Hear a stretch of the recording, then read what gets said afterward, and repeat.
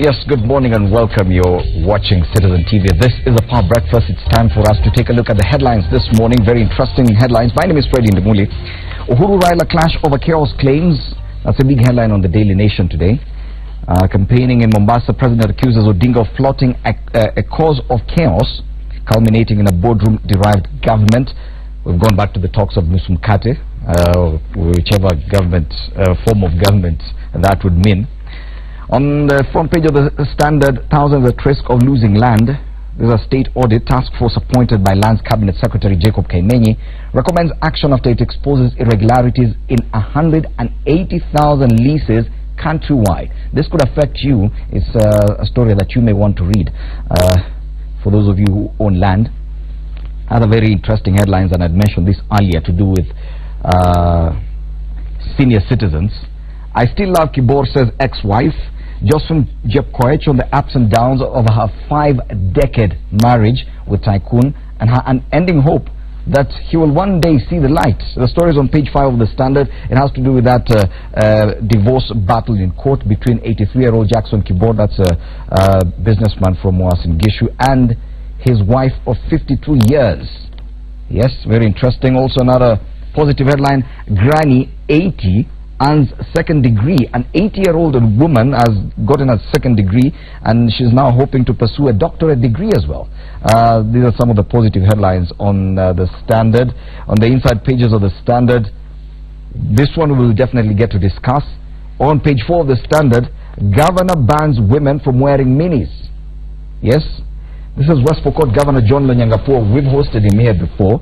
He has ordered all women staff in the county to desist from wearing miniskirts and trousers.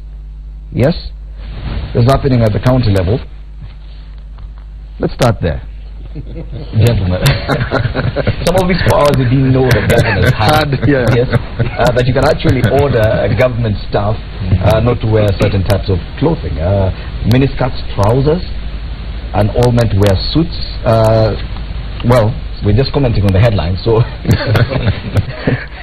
do you think that governors have such powers? They can actually tell people you cannot wear a skirt, you cannot wear, for women you cannot wear trousers? Thank you, Fred. Mind?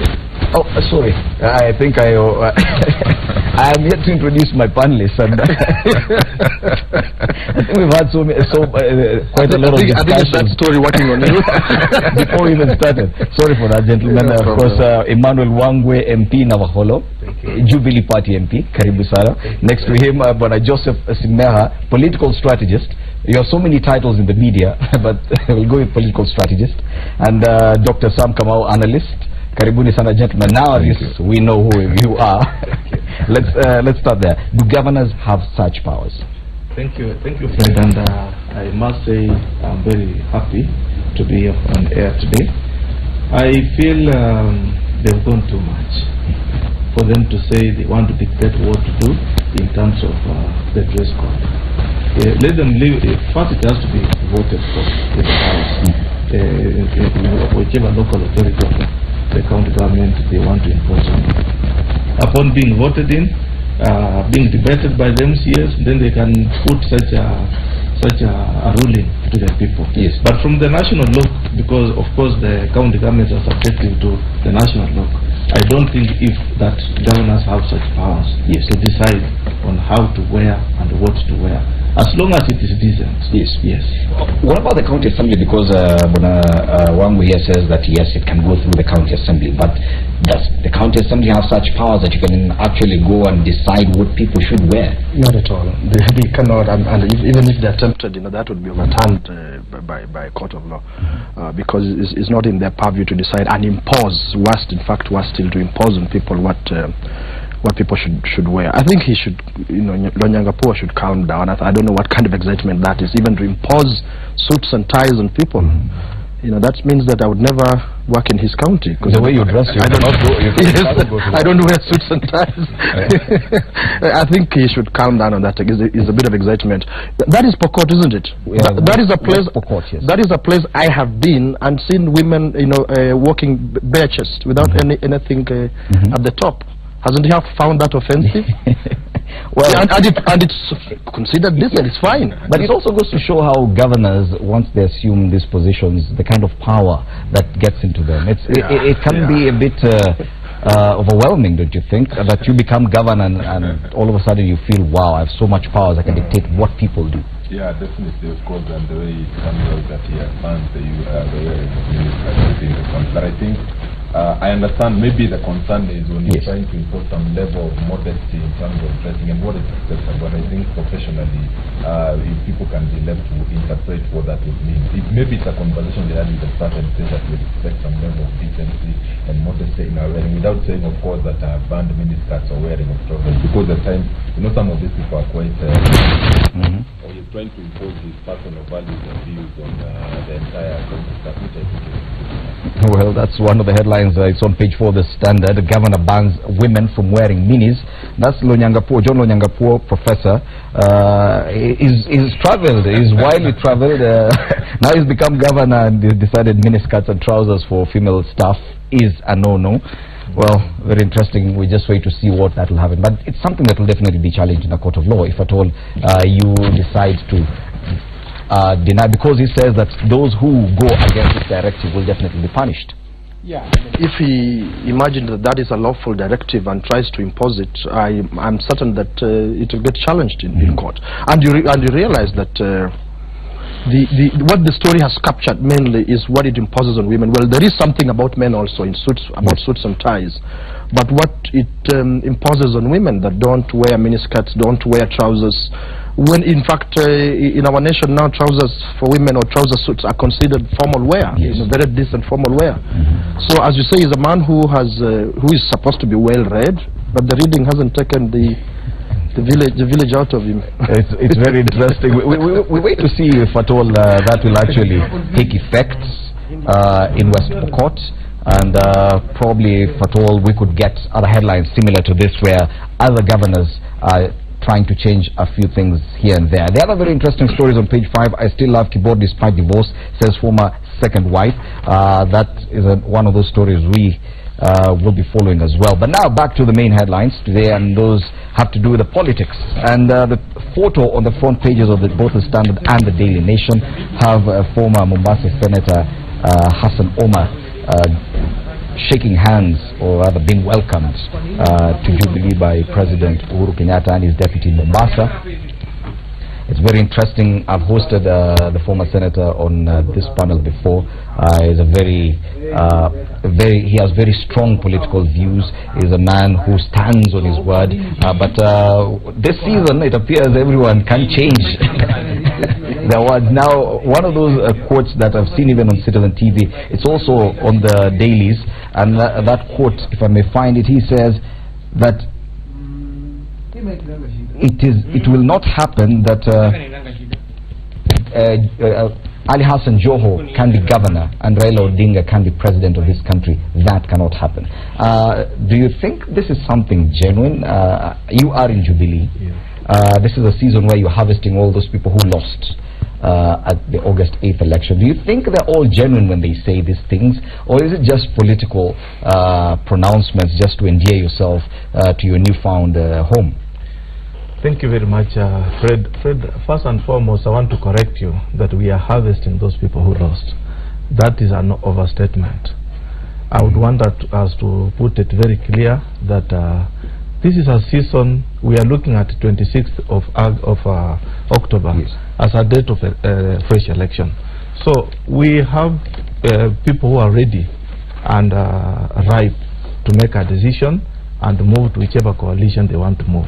There are those who are in Jubilee and shifted to NASA, and there are those who are now in NASA moving to Jubilee. So this is a season of making a political declaration. So it's not to say that we are picking on losers. And the question is, who are losers? These are people who participate in the election. They have their followers. So if they come and join you, they are coming to boost your kitty. So they are most welcome. Okay. Bwana Simeka, do you agree that with Bwana Wangu here that they are not after people who lost out at the August 8th? Because it appears that way. You look at the people who joined, and Hassan Omar is probably just the biggest name in this, but we can see even former Governor Mrutu Yes. Yes. He lost out at the election. Yes, he's moved to Jubilee as well. That's a former Taita Taveta governor, although it's not clear if he's defecting or simply backing Uhuru's re-election. Well, Aros by another name will still be the same, because when you look at the evidence available, it's sort of some kind of harvest of losers. You know, I've just been doing a tour of Western Kenya, and this reminds me of my own former governor, Karanga of Vihiga, another failure, Chanzu of Vihiga, another failure, Hamadi of Vihiga, another failure, Otuoma of Busia, and the list goes on and on and on. People who attempted to, you know, well, not attempted, actually, they offered themselves to be elected as leaders, and they were rejected by the citizens. They didn't make it, and a lot of them are what Jubilee is harvesting. I think the question is whether, what is the value in it? There's probably some value. I'm just not able to put my finger on it. But I personally despise that, whether they are coming from Jubilee to NASA or from NASA to Jubilee. In Omar's case, for example, what has changed? What has he discovered about Raila and Joho between 8th of August, or maybe whenever it was pronounced that he had lost? His rivalry with Governor Joho, that has been there. Yes. That has been there. And he has supported Raila Odinga's presidential bid all along. What changes now? That is it. Not only supporting Raila Odinga's candidature, but also supporting NASA, being part of NASA. And in that way, therefore, supporting what Joho is part of. So what has he just discovered after the declaration of his loss between that time and yesterday or Saturday or whenever it is that he made up his mind that these are terrible people that he does not want to associate with? I think it's the time he issued a statement castigating Kalonzo Musyoka, Raila, and so on and so forth. Where is the principle? I do not think that, as you earlier observed, that he's a man of principle. I think these, for me, are opportunistic politicians. It's about personal interest. You saw that statement you quoted in there.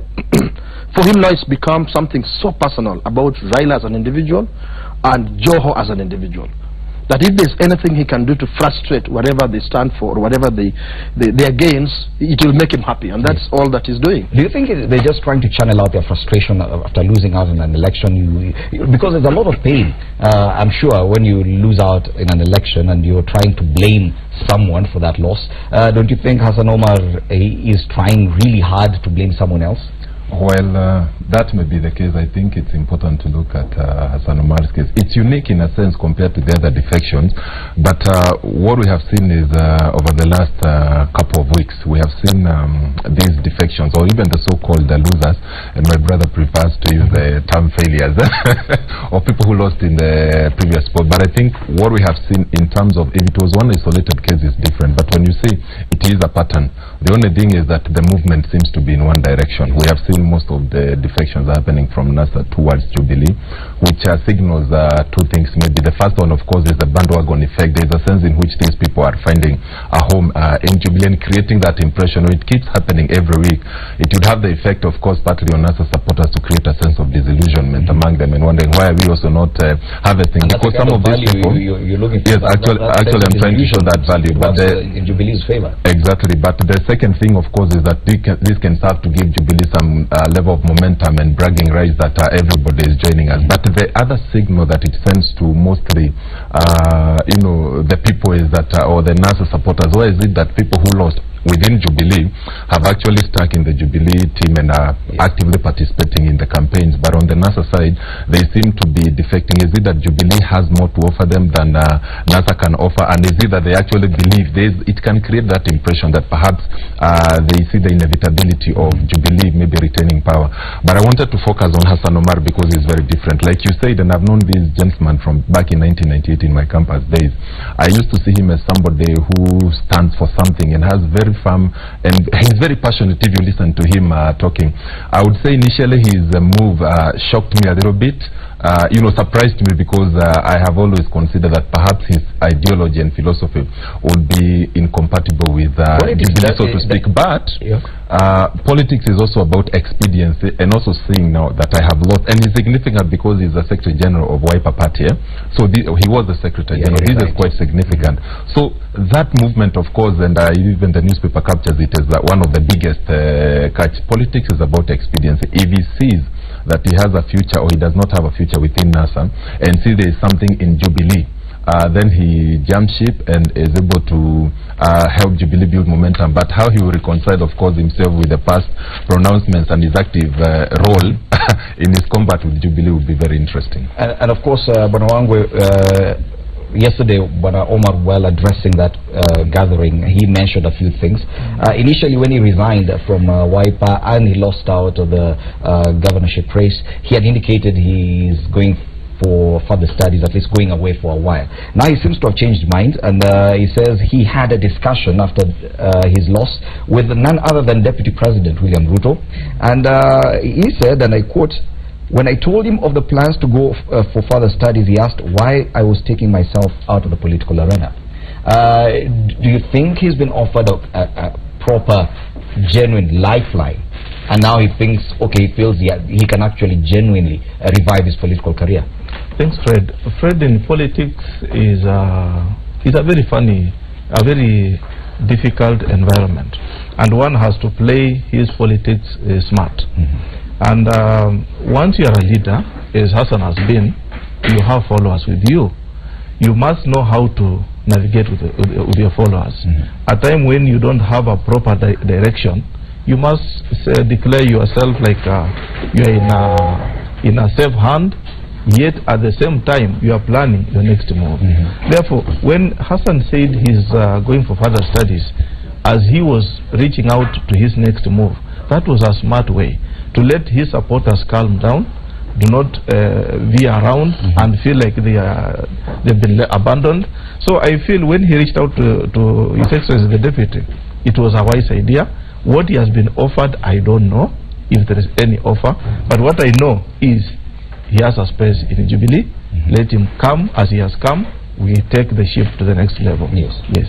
Bonasimeka, politics does change a person. Bona Hassan Omar, as Dr. Sam Kamal said, is one of those very, at least he sounds very principled when you talk to him. And if he decides this is what I stand for, he sticks to that. But when you hear him change from supporting one person to the next, is it simply, as he said, political expediency? Does that really change a person? That even the principles you've had, once you join politics, that changes? No, Dr. Sam gave it a polite, nice polite profile, expediency. But you know, there are very many tough talking, even people who sound very principled, I'm sorry, in politics, but they are basically opportunistic rent seekers. Once they see that an opportunity for rent seeking is slipping through, or they've lost it, they quickly begin to do soul searching. You know, how do they regain this opportunity? Are you now calling all these sectors rent seekers? There's a lot of them who are just that, because when you are in politics and leadership, when you offer yourself for, in fact, just generally public office, there must be something you believe in. And you know, it's the test of time that normally tells us who is true to what they believe in and who is not. It will not always be that when we have an election or a contest, you will have an office, and a lot of them now are expecting to be filling out forms for car loans and houses and this and that, and suddenly this disappears. And they start what they call soul searching. It's basically because they are terrified about what they were enjoying or what they hoped to enjoy. And it's not anything about leadership. You know, and they may have been sounding that tough for as long as the opportunities are there. But the men and women who, you know, stand the test of time, who confirm that, who show us that this is something they've believed in and they stand for it throughout. Now, those are the people you can call principled and say that they are in leadership as a matter of principle, but not to secret. I would like to make an input on that issue. The best politician we have in this country who has lived the test of time, among the few, is the Right Honorable Raila Odinga. The history of Raila Odinga is whenever he faces an election, he shapes direction of where he wants us to go. Look at when he was shifting the camp to Kanu. No one ever knew at any one time Honorable Raila would join Kanu.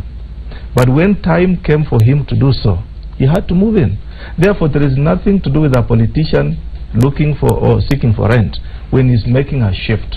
Let us not look at shifting to mean someone is poor, is rent seeking or anything. Instead, what he's doing, this is a journey with which you are the leader, and you have a flock behind you. You must navigate through the terrains that you are moving in a manner which you are delivering your flock. But it also says something about our politics, that there's not much difference between Jubilee and NASA. Actually, you can live in either house. From that perspective, yes. There is nothing strange with the realignments that are taking place, and we're likely to see a little bit more of that. I'm sure you have seen clips in the past of Kalonzo saying some things about Raila. You have seen clips of Mudavadi saying some things about Raila. These realignments always happen. In fact, I think the only two that you'd say in terms of their philosophy and ideology are very close is Uhuru and Ruto.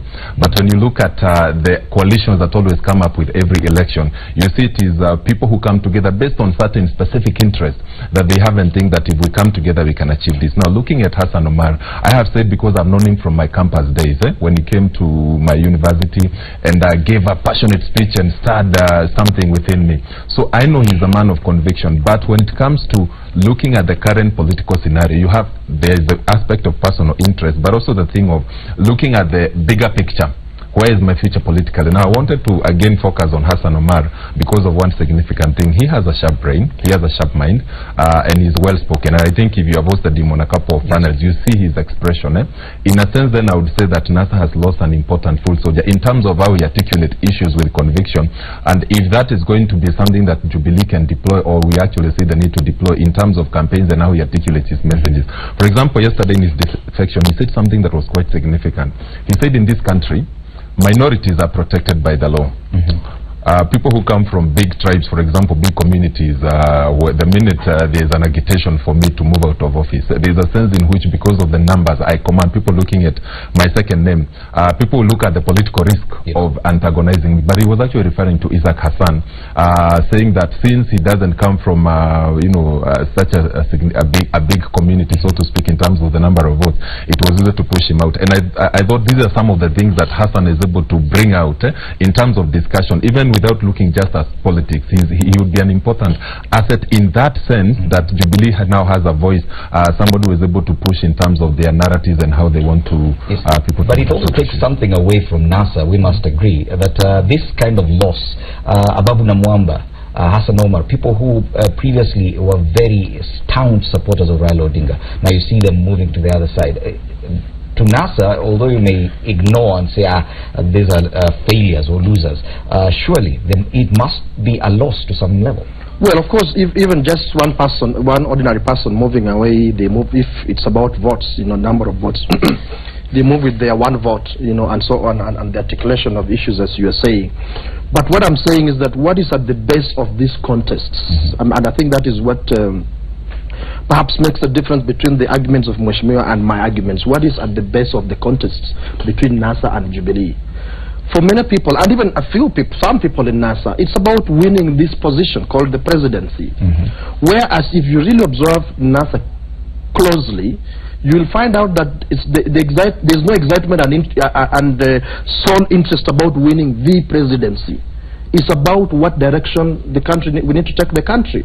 And it's about the threats we've seen to where the reform processes, the reform agenda of the nation was leading Kenya. It's about what we discovered was happening, what we, discovering Jubilee in the tracks of doing what they were doing with the help of IEBC. So it's about electoral justice. There's a bigger agenda than just winning the presidency. So yes, even in NASA, there are people who are excited who would have liked the focus to be only about winning office and therefore being in government and being in positions. Whereas a larger majority in NASA, and especially the ideologues in NASA, it's about where do we take Kenya. So when you lose those kind of people, sometimes, quietly we say, good riddance. If that's what they stood for, they can never be in this fight. They will not be an asset in this fight. So it's not about the loudest and those who, which is what we celebrate a lot in our Kenyan politics. It's about those who are prove that they stand for a cause. When Raila Odinga, as Mheshimiwa here says, moved from I think it was NDP. He wasn't joining KANU. KANU was destroyed, NDP was collapsed, and they formed something called New KANU. It was part of this journey. Eventually, you saw what happened, and we don't even need to discuss it here. If you just need to read that history and saw how strategic that move was. Joining with Arap Moi after having freely fought Arap Moi and his troops from the late 80s and so on, in order to shape not just the politics, but the politics and governance of this country for the better. He also worked with Kibaki in NAC, and the moment he saw a betrayal of trust, which to me I normally say betrayal of trust is the highest form of corruption, he bolted and said, look, this is not what we fought for. So consistency is not about what clock you have, but it's can we actually see a consistency in terms of conviction for what you believe in? And there are some people you can actually see. But there are others, it's about what I think they're trying to call expediency, but not even political, personal expediency. They get so scared about what they will lose at a personal level that they just can't imagine, they can't fathom being out of office that gives them opportunities for rent seeking. I met someone, by the way, you know, even though we celebrate and say, well, those who are receiving these defectors celebrate and say that, you know, the other side has lost. I met someone, a fairly well-known leader in Western Kenya, who, speaking in our language, told me that you just need to understand it's about hunger. I mean, I'm literal translation. It's about hunger. Just please understand me. If there is something being offered there, please let us go there and take it. It doesn't mean really at the bottom of our hearts we support these people. But understand that there's a need that this movement responds to. And hunger is a real need. It is a real need, of course. But coming back to when Hassan Omar and some of the comments you made, did you see some deterioration of even the level of politics we're now playing, that he's really now personalizing it? He says we cannot have a situation where Hassan Joho is governor and Mr. Raila Odinga is the president of this country. We're no longer talking about even the country and which direction we should be going. It's about this person cannot be this. Thank you, Fred. Fred, you see, when you are in such a political situation, there is the individual tone and the political tone. At the individual tone, Hassan is referring to Joho because he was his competitor. So he's underscoring him at that level. At the national level, you look at Honorable Raila Odinga is the lead of NASA, a coalition with which Hassan was participating in. Nevertheless, I would want to say that politics is not really to go for an individual. Politics is to carry yourself with the general policies and the urge that you have within yourself for your people. Therefore, I will not agree with him when he goes personal to attack Joho or Raila. But let him now handle the issue as it has been. The whole coalition, now he's shifting to another coalition. And that was one of the biggest quotes yesterday, and he came off as someone very bitter just by that quote. You have to acknowledge and maybe look at his relationship with both Raila and Joho over the years. You remember in 2013 he had to shift from ODM to Wiper because he felt within ODM he was not getting enough space. And I have to say, if you remember, he has always openly supported Raila Odinga. Even I think during his wedding, they had a personal relationship where Raila Odinga actually personally attended his wedding. And maybe there is a sense in which he felt that he deserved to get more support from Raila. So when he shifted to Wiper, and he has been quite active in a sense, and I think he was also a big catch for Wiper. His relationship with Joho, I think, is well known. But I have to agree, and I think even from the public's point of view, if you looked at NASA campaigns within the Coast region, at some point it was very difficult because the presence of both Hassan Omar and Hassan Joho would always create drama and side shows and would distract or maybe serve to amplify some I don't want to call them splits, but some fault lines within NASA, because it come out strongly as Wiper and he is fighting for his space, and Kalonzo was not able to properly either marshal him to support Joho, or in a sense, of course, endorse him properly, as it were. So he was always a symbol of something that was happening within NASA coalition in terms of that rivalry with Joho. But we also saw him actually being mishandled in one of the rallies where he was insisting to talk. You remember where he had a torn shirt and speaking so passionately. So these things you can understand in terms of the experiences that he has gone through. But in terms of what it stands for and what it signifies, I said it's part of Jubilee has also been waging an effective campaign in terms of perception. because politics is also about perception. When you have every week in one of the either strongholds of NASA or in what is considered a swing county, and you see people are shifting sides, it creates that perception that this is the way things are moving, this is the direction of things. Most likely they are going to give him some level of space. What I said, and I have to repeat, I have always thought that in terms of his philosophy and ideology, maybe he would find it very uncomfortable, because you can actually get clips of him in the past saying some things about Uhuru, saying some things about Ruto, and but then in politics is about strange Plus also our memory is very short when it comes to politics and what people say. We could say one thing today, another thing tomorrow, and we will forget and move on. Anyway, time for a break. When we come back, we look at a few more headlines. Parliament, the two teams from the Senate and the National Assembly this week are going to table the report from that public hearing that was conducted last week. That means Parliament is going ahead to debate and enact these laws, and very soon, yes, the electoral laws will be amended. Anti-IBC demos to continue. Today is Monday. Remember, it's Monday and Friday. We wait to see what will happen. Plus, leaders explain why NASA is not keen on campaigns. And Raila Odinga is flying out today. Will he be back in time for on the October 26th presidential readout? That's after the break.